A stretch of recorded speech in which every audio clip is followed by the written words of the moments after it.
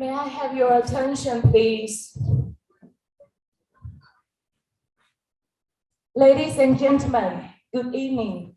Welcome to this special edition of Café des Sciences, co-organized by SwissNex in China and the Consulate General of Switzerland in Chengdu. Our theme tonight is sustainability strategies for mountains and forests. Unfortunately, our SwissNex colleagues are stuck in Shanghai due to the pandemic and cannot fly here to join us in person. Here I also have a greeting video from Mr. Philip Huste, the CEO of SwissNex in China. Before we start playing the greeting video, allow me to thank you for your understanding of the internet delay of around 10 seconds due to the technical issue. So now let's play the greeting video. Video, please. Dear Consul General, dear colleagues, dear ladies and gentlemen, it is a great pleasure to welcome you on behalf of SwissNex in China to today's Café des Sciences. For many years, Switzerland has been ranked as one of the most innovative and competitive countries in the world, and I am often asked how Switzerland achieved this position. Now, while the answer is of course complex and multi-layered, let me focus on just one facet: international openness. Over 50% of professors in Switzerland are not Swiss. Over 55% of PhD students in Switzerland are not Swiss. And all ambitious Swiss researchers and students go abroad in the course of their careers. Some return and some don't. But this idea of being a platform for global brain circulation, attracting the most talented people, sending our talents abroad, continuously engaging and competing with the best international individuals and ideas is one factor why Switzerland is the world's innovation powerhouse. And this is where SwissNex, Switzerland's science consulate in China, comes in. Our mission is to support international collaboration and partnerships between Switzerland and China in the fields of education, research, and innovation. We are strong advocates and facilitators for active international engagement and the continuous exchange of knowledge, ideas, and talent for the mutual benefit of scientific progress. Today's discussion focuses on sustainability strategies for mountains and forests. This topic is not only of immediate importance to Switzerland and Sichuan province, but, as the Sustainable Development Goals remind us, the very survival of our planet depends on the protection of these very fragile ecosystems. I look forward to productive cross-border exchange of knowledge and viewpoints on this very relevant subject. This is the second time that Café des Sciences comes to Chengdu. It has been a true pleasure once again to collaborate with our colleagues from the Swiss consulate here. I would like to thank the whole team in Chengdu and the SwissNex team in Shanghai, whose collaboration has made this event possible. Thank you very much. And thank you also to you, our dear audience, for joining us today. Reach out to us at SwissNex if you have any questions. And so, without further ado, Connie, over to you. Very nice greeting from Mr. CEO. Now I'd like to give the floor to the Consul General of Switzerland. Let us warmly welcome Ms. Connie Kamenzint onto the stage for a welcome speech. Welcome. And I hope to see you very soon here in China. The agenda for sustainable development focuses on the impact that sustainable management of natural resources has on social and economic development, and therefore on the importance of conservation and sustainable use of oceans and seas, freshwater resources, as well as forests, mountains, dry lands, and of the protection of biodiversity, ecosystems, and the wildlife. In a world struggling with scarce resources, growing populations, and the consequences of climate change, mountains and forests can contribute to a more sustainable future. Mountains supply more than half of humankind with water. They are reservoirs of food, energy, and biodiversity. The couple of key factors about mountains. Mountains are home to 1/10 of the world's population and cover 25% of the Earth's land surface. About 40% of mountain populations in developing transition countries, around 300 million people, is food insecure, with half of them suffering from chronic hunger. Mountains provide up to 60 to 80% of the world's freshwater resources for domestic, agricultural, and industrial consumption. Mountains are early indicators of climate change, as evidenced by rapid glacier melting and loss of snow cover, whose implications go far beyond mountain boundaries. Mountains are approximately 1/4 of all terrestrial biodiversity and half of the world's biodiversity hotspots. However, mountains and forests are increasingly exposed to changes in climate and land use, environmental pollution, large-scale political and socio-economic transformation, and unsustainable management of natural resources. That is why we chose to focus this year's Café des Sciences here in Chengdu on the protection of mountain and forests. Today, we are very honored to have as guest speakers and panelists who will share with us their latest research on mountain fires and disaster reduction. From the academia, Dr. Davide Fornaca, researcher at the Institute of Eastern Himalaya Biodiversity, a Swiss competitor. Thank you very much for being here. Professor Su Li-chun, Deputy Director General of the Institute of Mountain Hazards and Environment, Chinese Academy of Science, an old friend of ours. Thank you very much for being here. We also have, from the private sector, Ms. Xiaoxing Chen, Senior Vice President of Novartis Group in China, who will talk about the carbon sink forestry project in the southwest of Sichuan. Unfortunately, or as already mentioned, she will not be able to join us tonight. I would like to also thank the Zhongshuge Bookstore for hosting us here physically tonight. It's fantastic to be here in person and not online, but I'm of course also greeting all our friends and friends who are listening into today. And I would like to thank the Swiss Next China for continuing to make our special version of the Café des Sciences in Chengdu for the third consecutive year. This is truly a great platform where Swiss and Chinese experts, scientists, and startups share about their cutting-edge researchers and innovative projects. And last but not least, also I thank iCare for providing the air purifier, which is standing here in the room, to create an air quality as good as that in the mountains and forests. And not to forget, of course, Nespresso for the coffee that they provided outside, which you can join also afterwards. I'd like to encourage the guests to raise your questions at the end of all the presentations.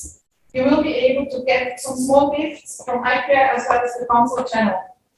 But last but not least, now I thank the guests for taking part of this event tonight. Thank you for your attention.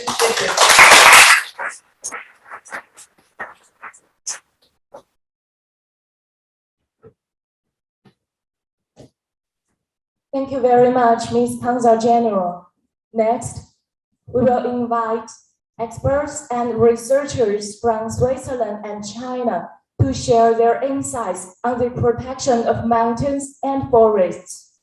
The Q&A session will be scheduled after the 3 presentations, but for our online audience, you can type in your questions in the Q&A box. We will select and answer the questions at the end. First, Ms. Chen Xiaojing, the Senior Vice President of Novartis Group China, will introduce the company's project in Southwest Sichuan and other sustainable development projects. Ms. Chen, the floor is yours now. Thank you. So good evening. Thank you so much for inviting me to join this great event.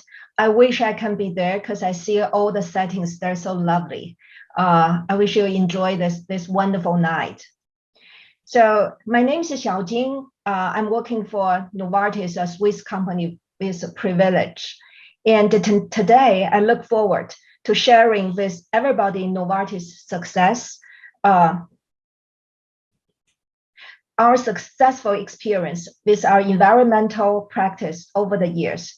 I will be touching upon our environmental sustainability strategy, our work both globally and within China, and focus on our carbon sink forestry project in Sichuan. Sorry.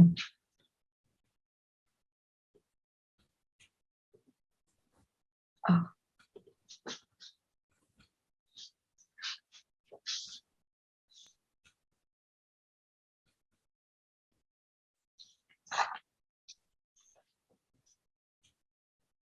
So I don't think I need to elaborate when I say that climate change is one of the biggest threats to our world today.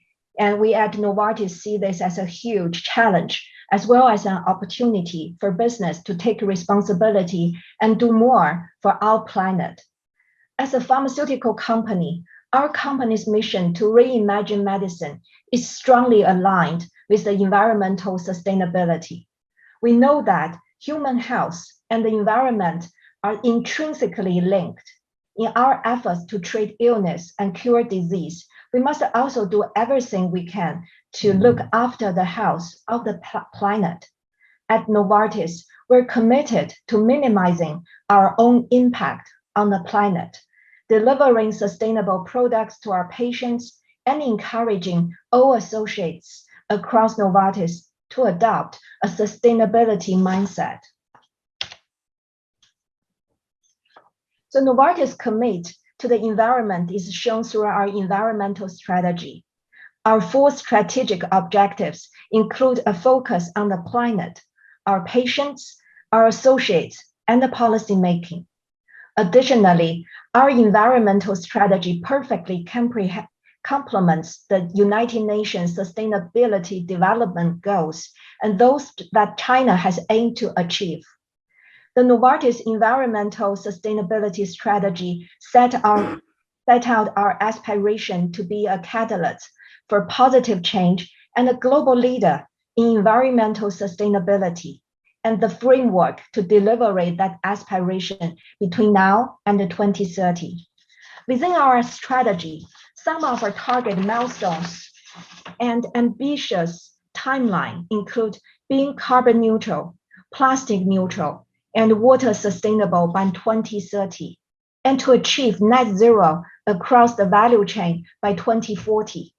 To achieve this goal, Novartis not only adheres to green and sustainable development in aspects such as R&D and production, but has also launched our project to offset carbon footprint around the world.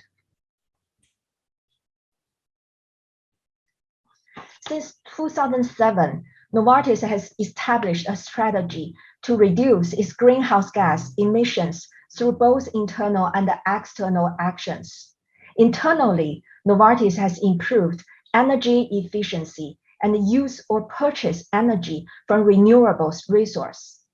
Externally, our company has established our own carbon sink forestry projects in countries all over the world, specifically in Argentina, Mali, Africa, China, and Colombia.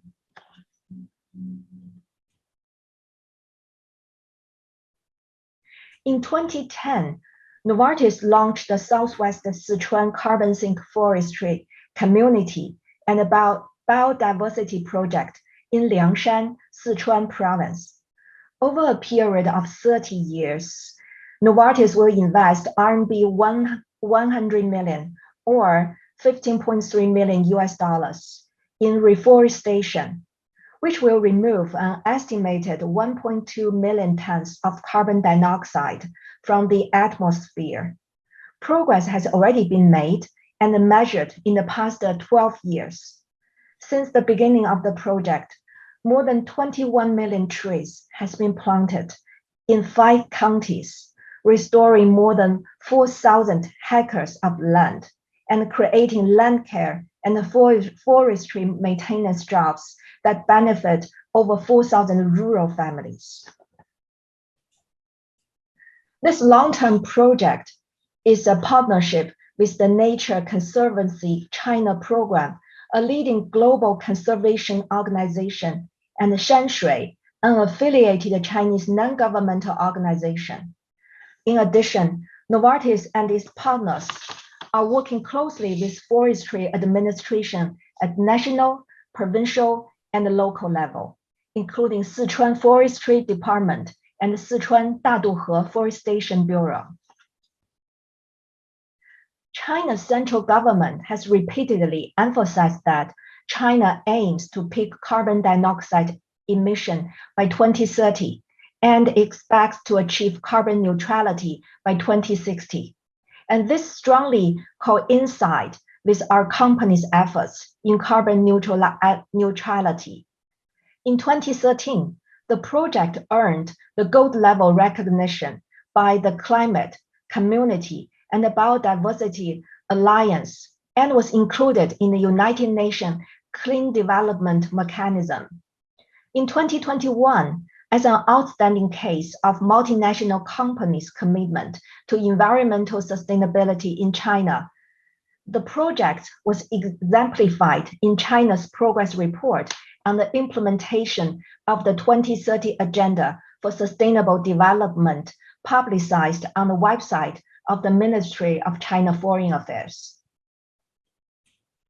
As I have mentioned before, we believe that the environment is intrinsically tied to human health.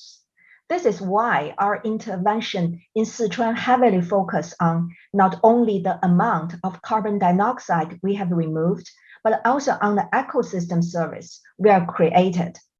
Beyond the hundreds of jobs created, smallholders involved in this project benefit from owning the trees planted, leading to increased revenue in the future. This forest is critical to provide essential ecosystem service to the communities around it, such as erosion control, habitat restoration, and water filtration. Human beings simultaneously face various environmental and social economy issues at international, national, and the local level. In the past, forestry projects in China tended to target only one of these issues. This project, taking the opportunity provided by ongoing forest land tenure reform, applied an integrated and comprehensive approach to address biodiversity, conservation, rural development, and climate change mitigation.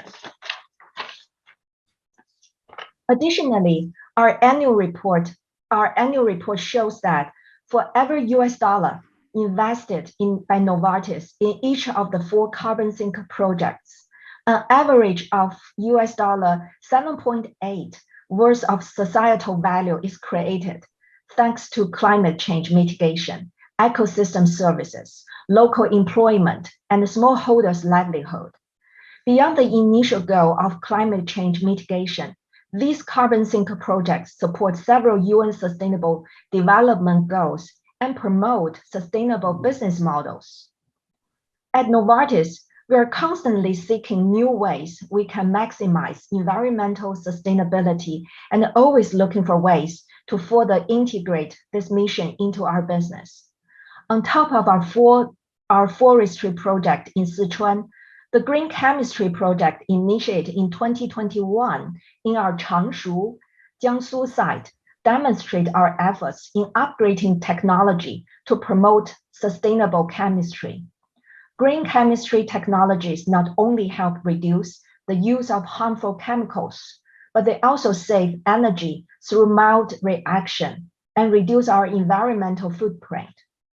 Over the past years, Novartis has been working closely with the local government and the industry to share best practice and the technical know-how.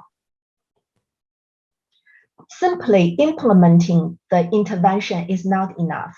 It's also extremely vital that measurement and evaluation tools are in place to ensure the quality of the work we have been doing is held to the highest standard. Novartis aims to hold itself to its standard of sustainability and ethical business practice by conducting reporting and disclosure based on the principle of transparency. By adopting scientific and rigorous methodology, Novartis materiality assessment has been able to provide a quantitative and a qualitative evidence to support strategic decision-making and risk management. All the efforts has been reflected in the good performance assessed by trusted third-party institution for ESG rating. We also pioneered our own approach to impact valuation. Impact valuation is an emerging discipline that seeks to measure the positive and the negative effects of companies on society. Novartis is pioneering an approach called social, environmental, and economic impact valuation that aims to show the positive impact we bring to countries, health system, and individuals, balanced by the negative impact of our operation on the environment and other areas. Expressing these impacts in monetary terms makes them transparent and comparable for stakeholders. On top of the company's main business, companies also need to have long-term environmental goals. Climate change is one of the biggest issues that the world faces, and this challenge requires cooperation between the private sector and the government. Our four carbon sink forestry program represent a long-term investment for communities and the nature around them, and they will further develop and continue to deliver more social and environmental benefits in the future. Thanks for listening, and looking forward to our discussion at the end of the session. Thank you.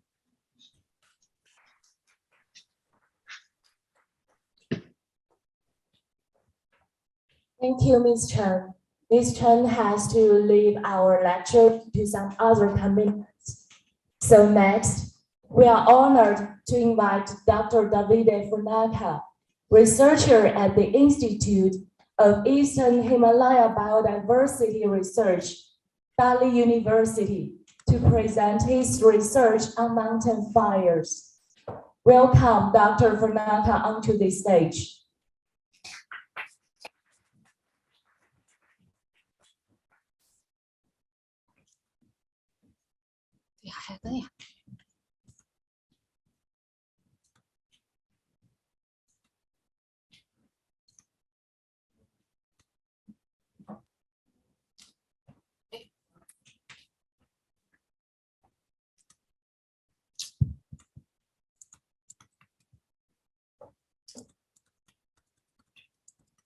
Hello, everybody. There's many people. Nice. I wanted to thank all the audience to be here, also all the people online, and also the Swiss consulate in Chengdu and Swiss Next for having me here. My name is Davide Fornaca. I'm a Swiss citizen, and I work at the Institute of Eastern Himalaya Biodiversity Research, which is based in the university in Bali, Yunnan, at the heart of a big biodiversity hotspot. Point to this one. There.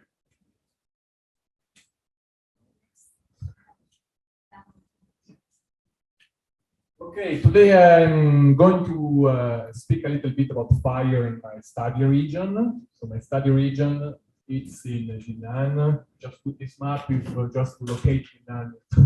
So people maybe didn't know, it's in southwest China. And we focus more on the northeastern part of the country, which is a mountainous region, which is in the middle of the Chengdu Mountains. You see this, okay. The Himalayas, at the easternmost edge of the Himalayas, there is the Chengdu Mountains, and the northwest Yunnan is here. It is characterized by three major international rivers that flow from north and south. From north to south in a parallel manner. They are the Salween, the Mekong, and the Yangtze River.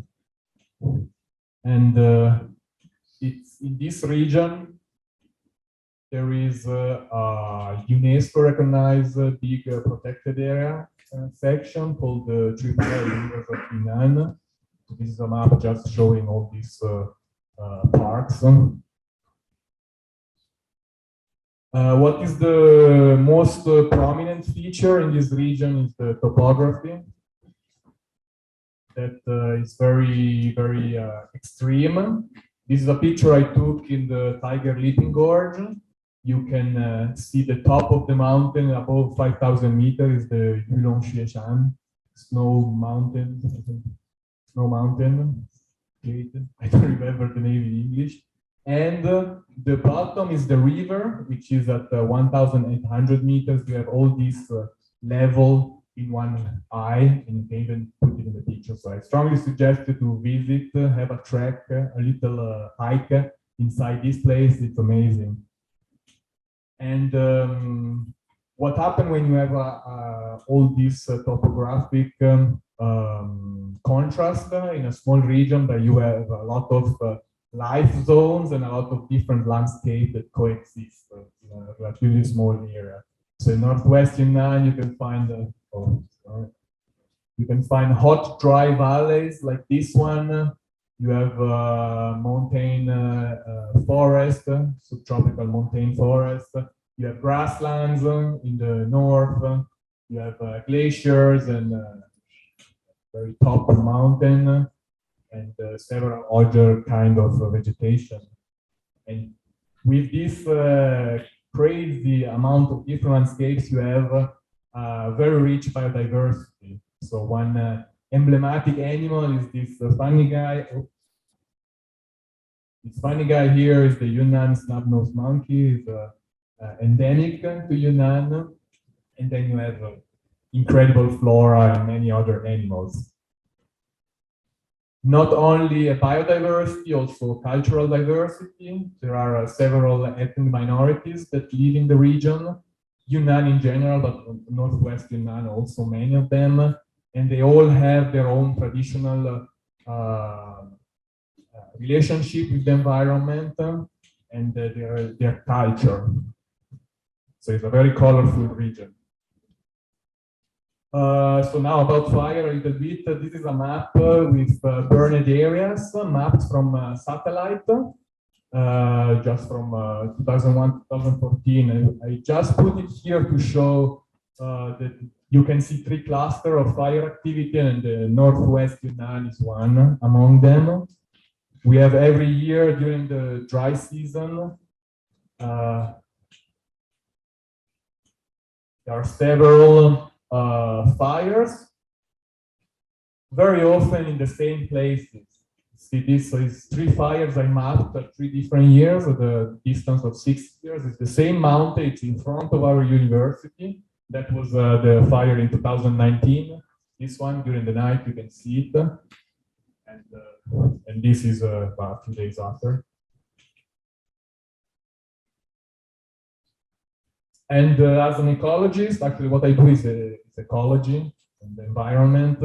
We have many interesting questions and comments, like why all these fires are there? Why there are fires in certain places and not in others? And what is their impact on the environment? Are they bad or are they good? And what's their relationship with climate change for the future? Will we have more fires? Did we have more fire in the past or now? All these kind of questions are meaningful question for us as ecologists, but also for society. So when we talk about the impacts of fires, maybe the most common thing that people think is something like this. I like to show these pictures that show something catastrophic. Okay, there is a release of CO2, huge amounts, and also many other toxic gases, animals dying, for acres of forest loss, and several other associated problems.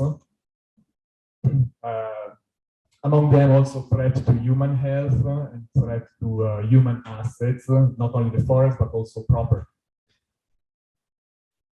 But from an ecological perspective, we see fire also as a natural thing, because it is a natural event. So you have to think that since the plants colonized the land, fire appeared soon after. So it comes with the ecosystem, it's part of the ecosystem, and you can see it a little bit as a cycle. You know, a fire will open up some spaces, and then the vegetation will recover. The several kind of animals and plants will occupy the space for a certain amount of time, and then they will leave space for other. So to understand this, we need to understand the concept of ecological succession. So a forest that grows without problems, without interference, normally after several decades, it will reach a stage where it's, let's say, the last stage, and there is no change after that. It's called the climax forest. Okay, and this can be perturbed by what we call disturbances. So disturbances can be like extreme climate events, like floods, like drought, like landslides, and also forest fires. So forest fires may be the one most common in several regions. So a fire will start something called secondary succession. It will burn and leave several patches of different burn severity. And here it will open up spaces for other species to live. Many flowers, grasses, and all the fauna that is associated with that. And then continue through the successional stages towards maybe a climax or another disturbance that will again restart the cycle. So now what I want people to understand, that was my aim, is this.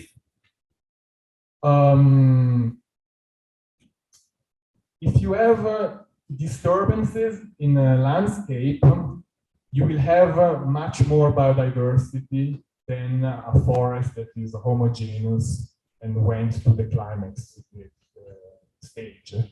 Why? Because a climax vegetation is characterized by very tall trees, not much sun going inside in the understory. So there's only species that like this kind of environment that will live there. So it's one kind. But disturbances, they will create several kinds. That will change all the time with different species that like more open space, that like more the sun, and so this we think that fire creates biodiversity. It's favorable to higher biodiversity. Another important thing is that the more a forest don't burn, the more accumulate dead biomass on the floor, dead wood, dead material that will dry and pile up. And if a fire starts when you have a lot of this, it's called fuel, we call it fuel, you will have a much bigger, intense fire that will be more catastrophic. So one thing I hope you will remember when you leave today is the difference between these two things.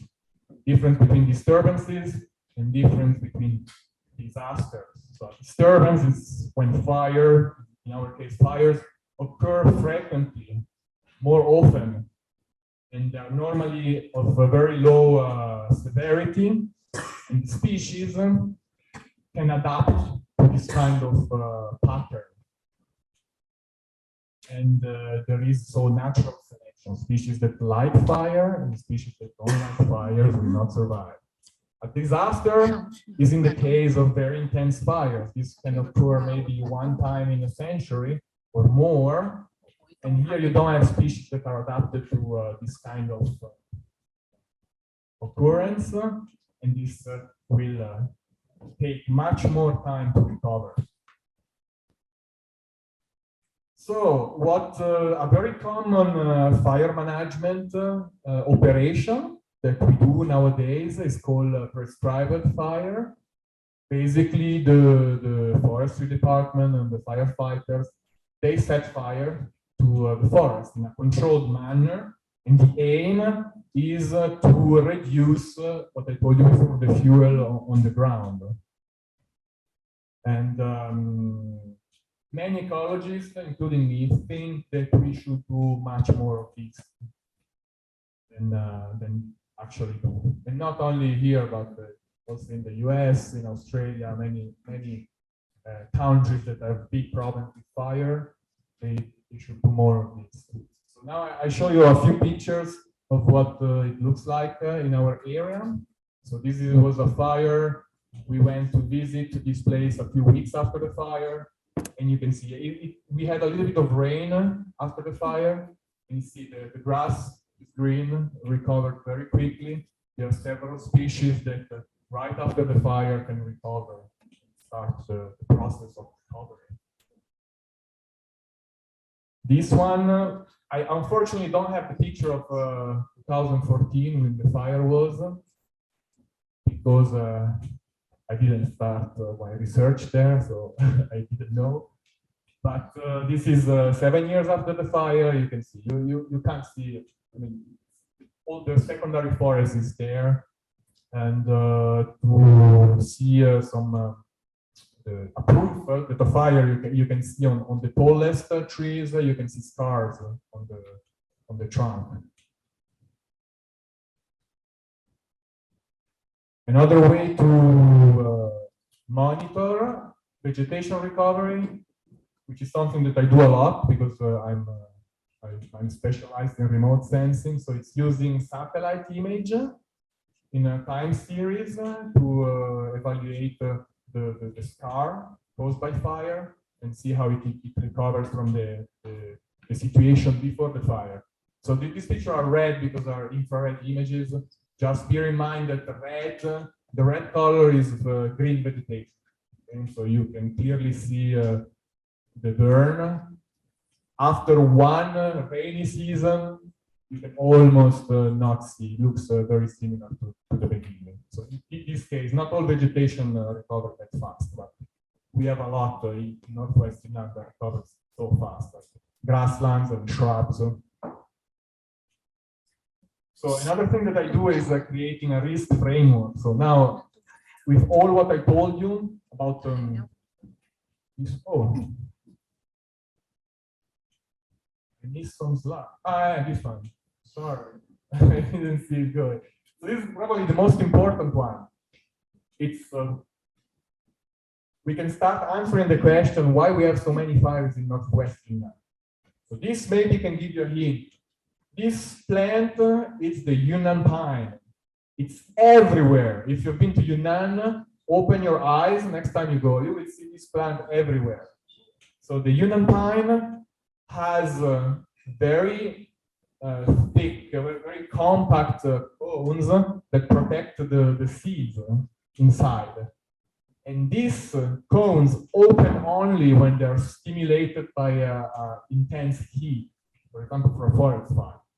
After the forest pass, it will, a few weeks after, it will open up and release the seeds, so the new generation can grow. So we believe this to be a fire-adapted trait as a result of evolution. Okay? These trees evolved with this strategy to cope with frequent fires. What does it mean? It means that if you have many of these in Northwest Yunnan, in Yunnan in general, it means that Yunnan is a flammable ecosystem. It means that fire is normal there.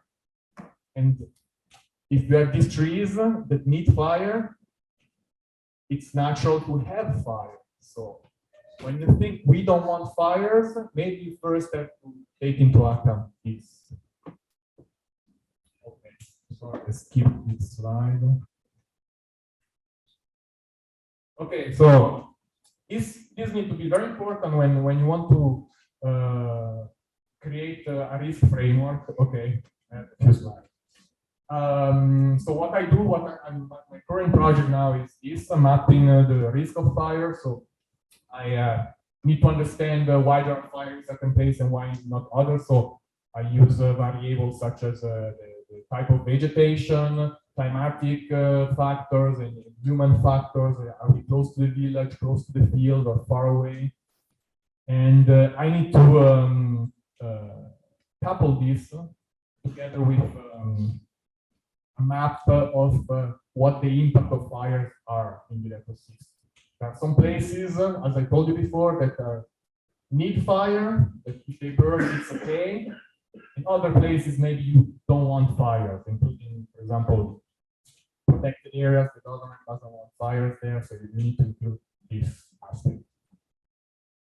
And the final aim is actually to be of consultancy to fire management, and also try to understand what are their problems and their approach. And I want to start a research project to understand what the traditional land management of the ethnic minority is, or was before, if it includes fire. Maybe they used to burn more often and then they've been forbidden, and it's going to conflict with the current practices. Voila, so this is all what I want to show today. Yes. So I hope, wait, I hope you just remember, okay, I'm not a crazy guy that wants to burn the forest, but I hope you will go away a little bit less scared about forest fire and think that there are always two things. It's not only, we can't get rid of them. It's not natural. It's a natural process and we need to learn how to cope with them. Thank you.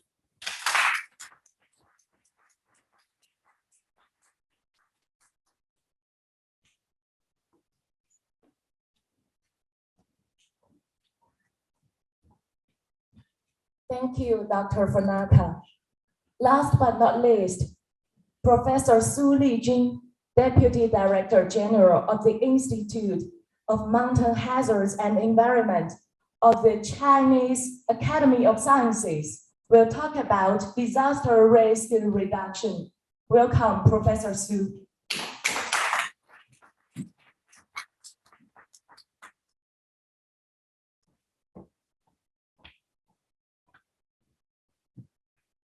Evening, everyone. It is my great honor to have this opportunity to talk something of our institute. And thank you very much for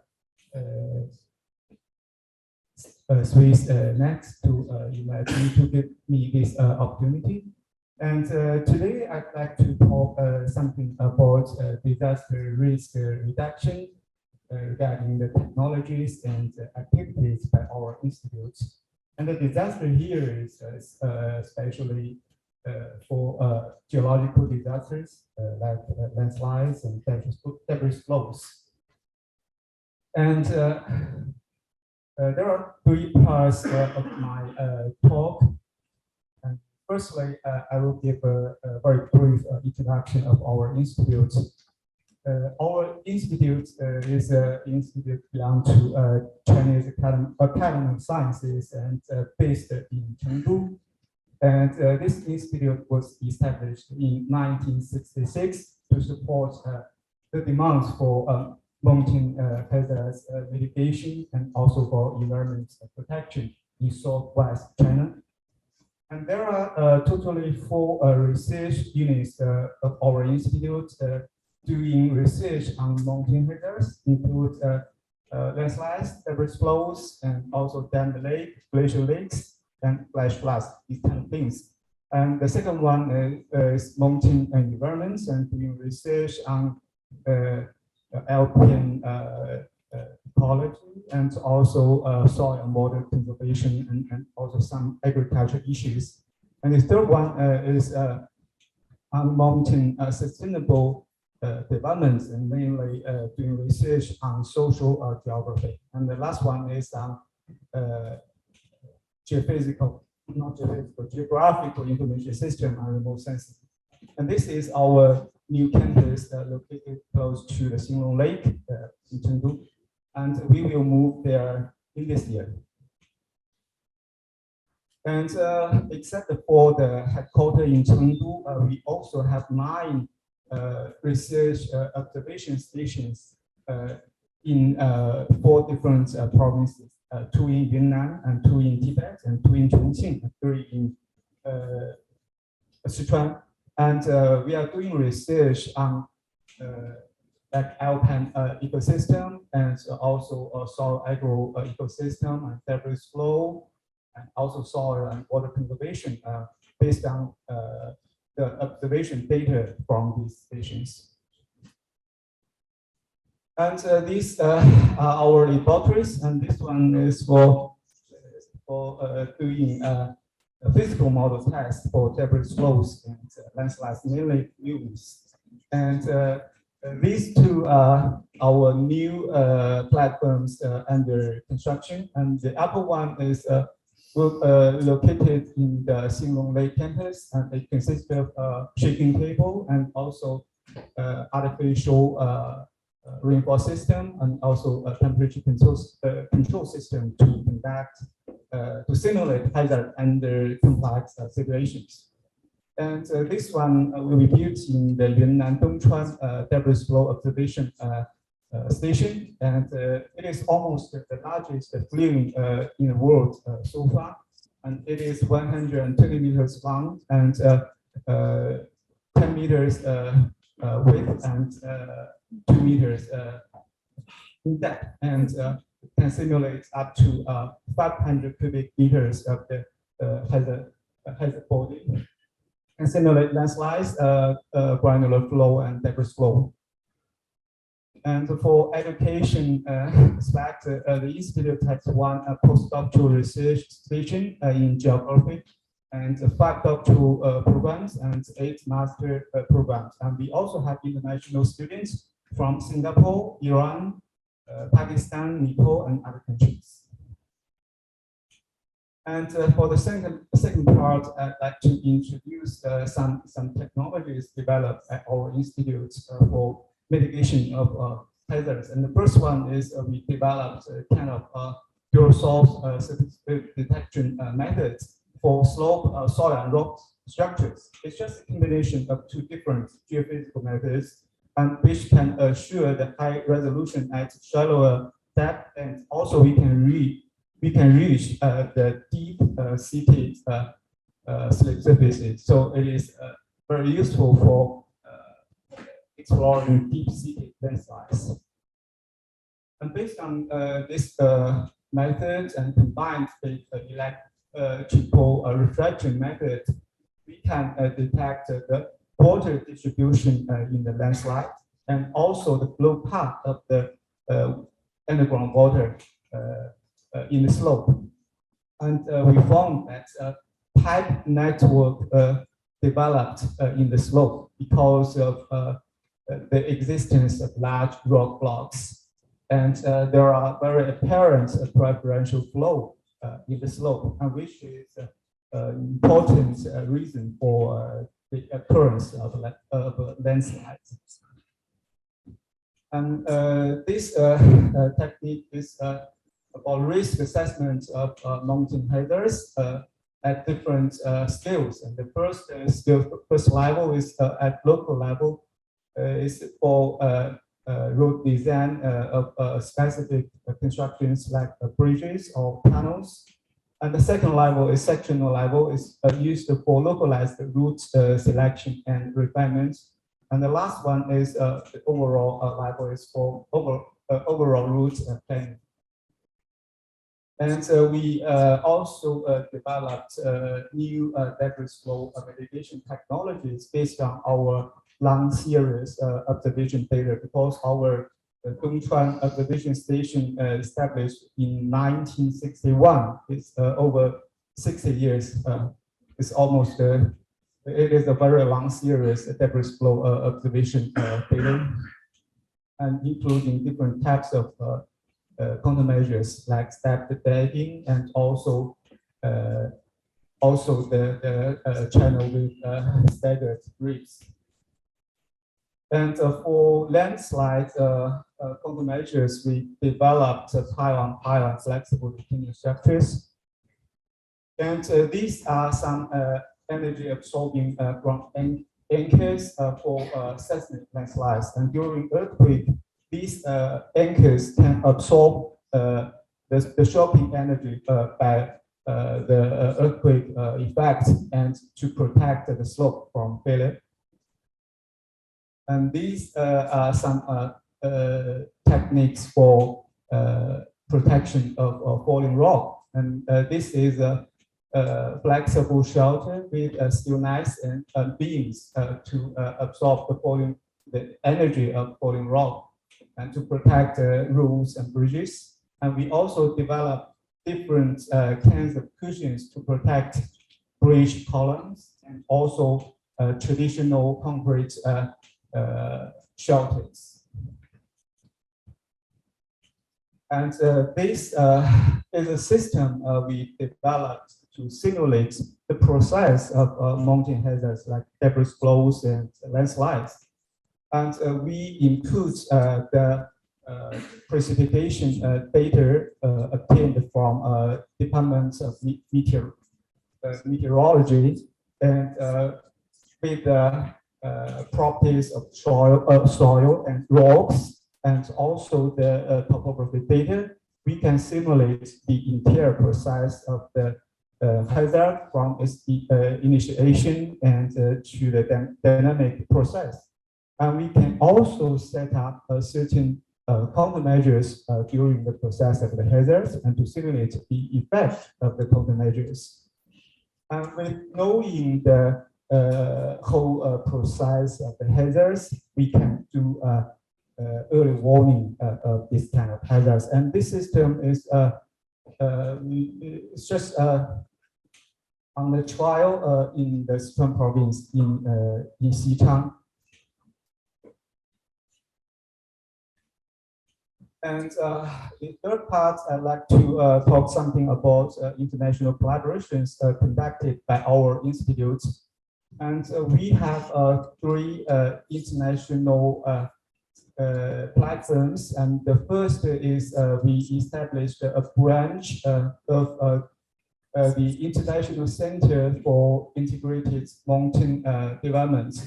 That is the EASMOD, which is located in Kathmandu, Nepal. And it's mainly for support the development of the Hindu Himalaya and the Karakoram mountain countries, 8 countries, 8 member countries. And the branch is called CNEASMOD, and the Secretariat's office is at our institute. And the second one is the China-Pakistan Joint Research Center on Earth Sciences, which is conformed by Chinese Academy of Sciences and Higher Education Commission of Pakistan. And third one is Sino-Italy Joint Laboratory, and is co-founded by our institute and Research Institute for Geological Protection, Italian National Research Council.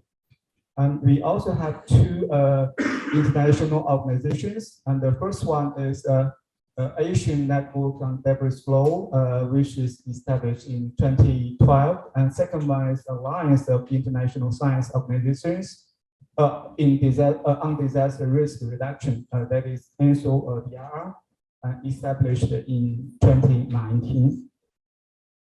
And this photo showed the location of China-Pakistan Joint Research Center on Earth Sciences. And it is situated in the campus of Quaid-e-Azam University in Islamabad, Pakistan, and with an area of 50 acres. And it is quite close to the China embassy in Pakistan. The direct distance is around 2 kilometers. And we are going to build different kinds of laboratories to support doing research on earth sciences in Pakistan. And we also organize a series of international forums and conferences.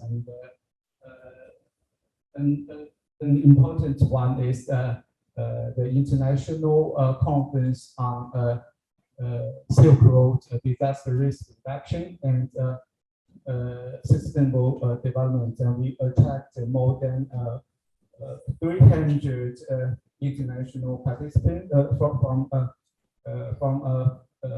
foreign countries, and just in this conference we launched the Alliance of International Science Organizations on Disaster Risk Reduction. And we also provided technical support for hazard mitigation in other countries. And one example is we provide the design for mitigation measures of Venezuela mega debris flow in 1999. It's a very huge debris flow and caused more than 20,000 fatalities. It's a very serious disaster, and we finally used the design of countermeasures from our institute. And President Chavez from Venezuela, when he visited China, he especially expressed his gratitude regarding this issue to President.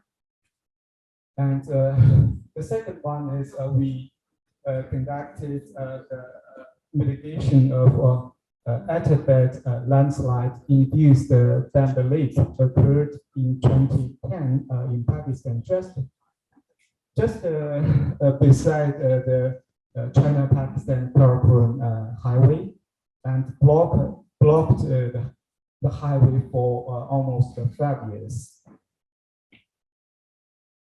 And we reduced the water level of the lake by 30 meters safely, and changed the route. And with this plan, we set the 200 million US dollars, because if we don't reduce the water level, there is a very much longer route section will be changed and built more tunnels. And the third one is a natural hazard mitigation for the Nepal earthquake in 2015.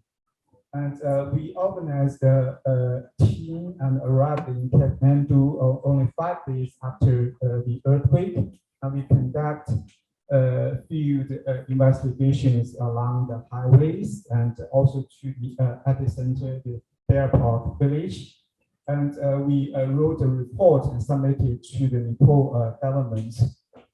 And this photo showed the team leader, Professor Tripan, introduced the mitigation technologies to the Deputy Prime Minister of Nepal. And this photo showed the inventories that we built for landslides, both co-seismic landslides and pre-earthquake landslides. And we can see very clearly that the two kinds of the distribution pattern of the two kinds of landslides are quite different. And at the end of my presentation, I'd like to say something about hazards. Our institute is deal with mountain hazards, and mountain hazards like that, debris flows and landslides, and just like David just talked about the forest fires, and they are just very common natural phenomena, and follow some natural laws. And but if it interacts with human properties, and it becomes disasters. So we cannot prevent these kind of disaster hazards from happening, but we can develop some technologies to reduce the loss of human lives and properties.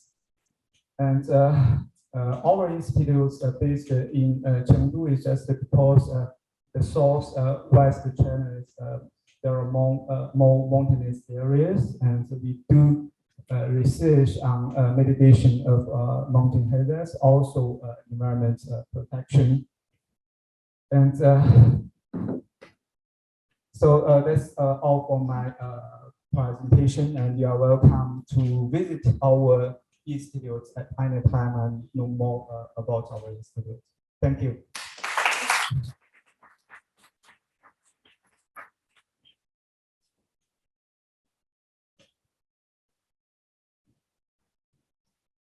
Thank you, Professor Su. Well, after listening to so many interesting sharings, I'm pretty sure that both on-site and online audience are interested in having a discussion with our three experts, including Ms. Chen Xiaojing, who has been back to our lecture already. So now let's move on to the Q&A session. Any question from the audience? For our online audience, you may type in your question in the Q&A box. And for our on-site audience, we have prepared some gifts from the IQL and the Consulate General. We're now starting our Q&A session. Any question from the on-site?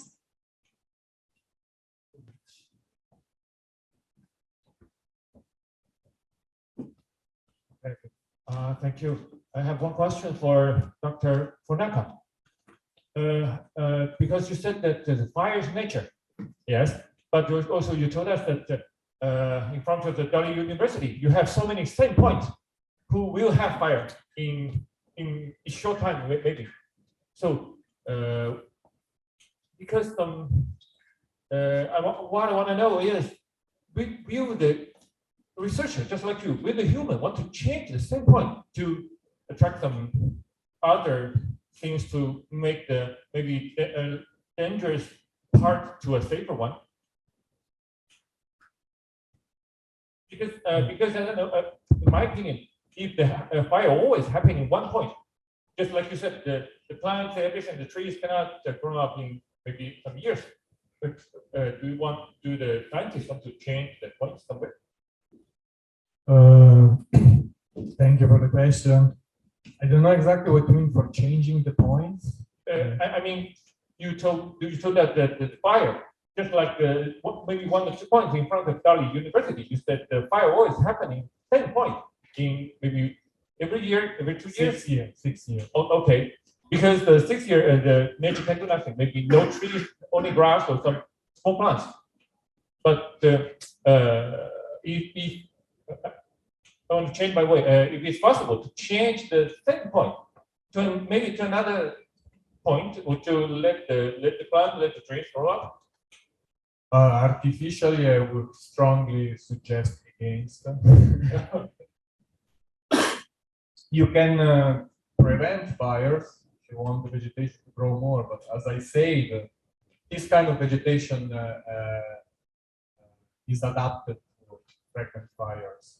So it's bushes, they grow a few meters tall, they grow very quickly. You know, you have eucalyptus, this kind of pioneer tree that grows really super fast.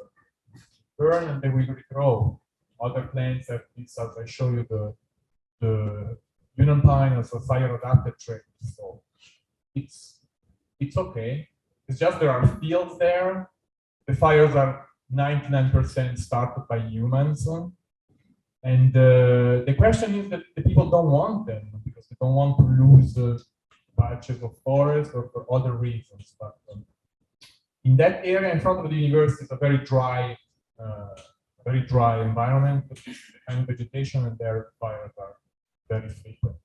On the other side where the university is with the Sangshan Mountain, it's more of a problem. It's a much more old-grown forest. Okay, so every place has its own kind of fire. Thank you. One more question. Okay, thank you.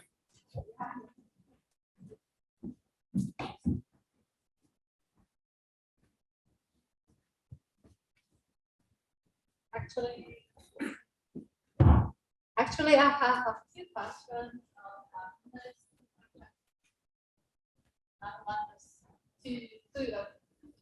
The first question to Professor Su should be, what's most difficult to use the anti-active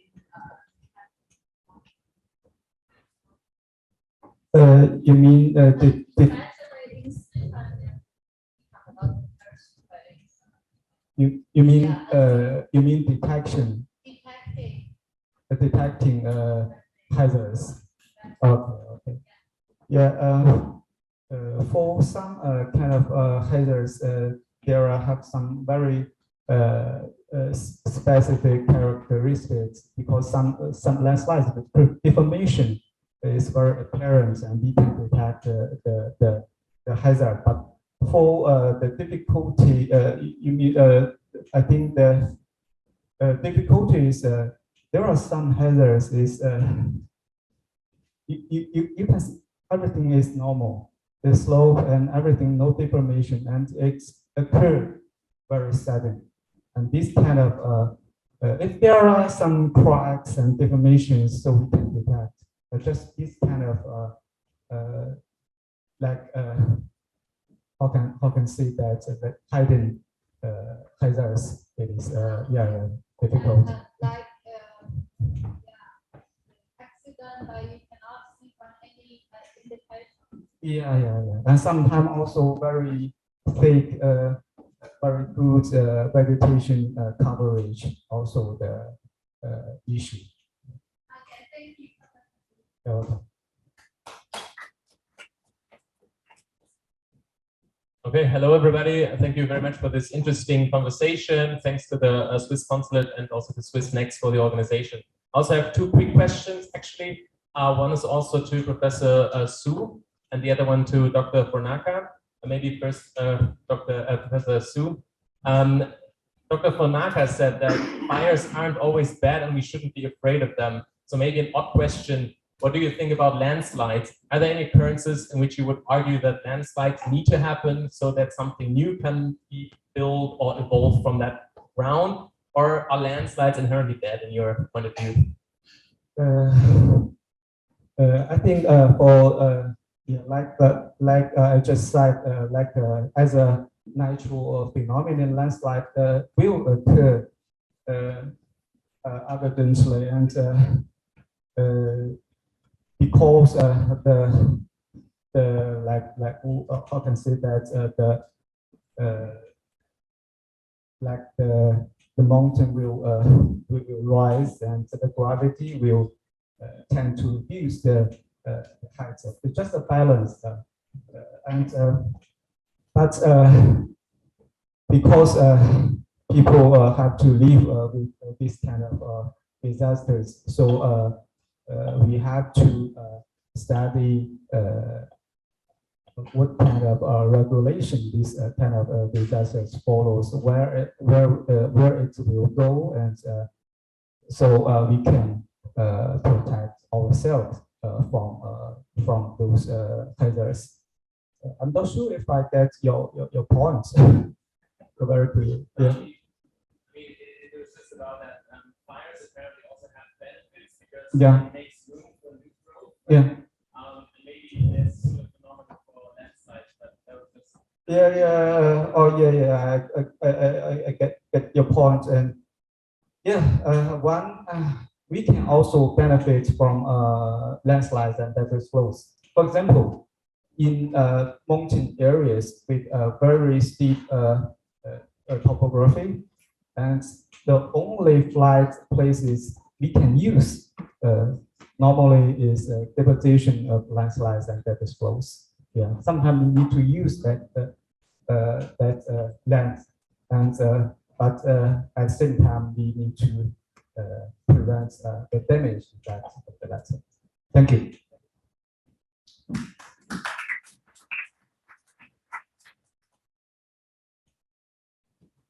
We now have a question from the online audience for Ms. Chen. So the question is, what are the considerations for Novartis when choosing the destinations of the forest carbon sink project Please, Ms. Chen. Thank you. So first, I apologize. I have to away for a while now, so now I'm back. And also, I listened to the professor's presentation, really inspiring. So there's a couple of reasons to choose this place, but I would say we're choosing it because this is the place. Actually, 80 years ago, there's a lot of trees. However, in the 1980s or 60s, when China is 大炼钢铁, I don't know how to say that in English. So there's a lot of tree just cut off. And also in the past, the panda that is the neighborhood for panda to live. And because the environment changed, the panda also left. So when we choose that place, actually it's a very difficult place. They have very high altitude, like 3,000 or 3,000 meters above. But if we plant the tree and they grow up, choose the most adaptive tree in that place, then can really reduce the carbon dioxide and also can help the panda back.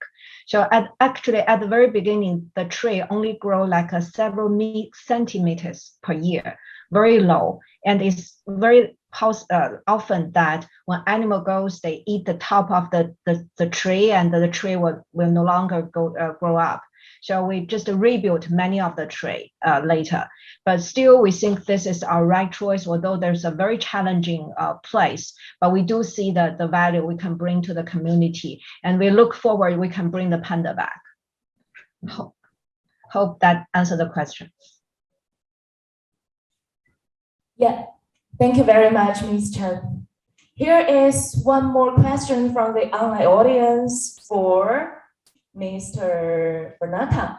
So, is there a local tradition of fire management, or is that a relatively new concept? Please. Thank you for the question. It's a very nice question, and I really would like to know. This is a research question. I have some information about an ethnic minorities called the Izu in Yunnan. They used to live in the top of the mountains, and they used to have an agricultural system where they would burn a patch of forest, plant vegetables for a few years, and then move to another patch, abandon the old one, move to another one, burn, grow veggies there, then move to another one, and they will complete the cycle. They will come back. They know how many years after the vegetation is back, and they use the first leg. So there is some reference. I identified a colleague that is studying a little bit about this, and I want to start this research and see a little bit about other ethnic minorities. So my approach would be like by going to do interviews and see if we can find out something, and then try to connect with the international level. The most documented ones are probably from the Native Americans, that they have a fire stewardship. These people really try to convince the federal governments to burn the land, and even them in the US, they still cannot do it on federal land. On private land they can do it, but they're push a lot for having local people that have this traditional knowledge take care of the forest by burning it to prevent catastrophic fires. So if anyone has any information about China, the ethnic minorities in China, please send me an email, help me out with this. It's very hard for me to work in a foreign language. Okay. Thank you so much, Dr. Bernata. Another online question for Professor Su. What are some common challenges that Switzerland and Southwest China might be able to tackle together, given the shared mountainous or forested landscape and certain similarities in ecological ecosystems? Please, Professor Su. Thank you for the question. Actually, we have already some collaborations with universities and institutes in Switzerland, like the Institute of Avalanche. And because Switzerland also mountainous countries, and in China also 70% mountainous areas. So we have a collaboration on the process of avalanche and also some granular avalanche, similar issues. And also in Switzerland, I can't remember which universities, the Federal Polytechnic University, Zurich, I think I remember. There are some professors, they are developing simulation methods to consider the precipitation seepage in the soil, and to simulate catchment level hazards. And our institute also have some professors collaborate with those professors. So I just mentioned we have the international organization. So we are doing very wide international collaboration with different countries regarding disaster risk reduction. Thank you. Thank you, Professor Su. And the last chance we'd like to give to Ms. Chen from the online question. So, how are the local residents engaged in the project, and what are the benefits to them? Please, Ms. Chen. Sure. So actually, this is also a learning curve. At the beginning, I think 10 years ago, I think this is only a biodiversity program. We just let the tree grow by natural. However, later on, we think we should, at the very early stage, we should protect them from the eating by the animal. So we just hire some local resident to protect the trees. Later on, they just not only give them the chance to add a job opportunity to them to increase their earning per capita around like 2,000 RMB, which is quite some to the local people. And also, I think most important is give them change their mindset that it's not just they can get the financial benefit by cutting the tree. They can get more by planting the tree. I think this mindset is already be embedded to the local resident. I think in the long run, it will also be very good to benefit the community. So I would say I think that's the biggest thing we bring to the community. Thank you, Ms. Chen. Now, we'd like to give the floor to the Consulate General of Switzerland, Ms. Connie Comenzint, for a closing remark. Thank you, Gloria. Just a short thank you to everybody here in the audience that you came out. Xie. To our listeners at home, Xie. And of course to the three panelists, Professor Su, Dr. Wanqiao, and Ms. Chen. It was a pleasure to have you here. And last but not least, please stay tuned for the next Café des Sciences taking place in June, every third Thursday of each month. And hopefully in 1 year's time, in 2023, in May again, here in Chengdu. Have a safe trip home. Thank you very much for your attention and a good evening.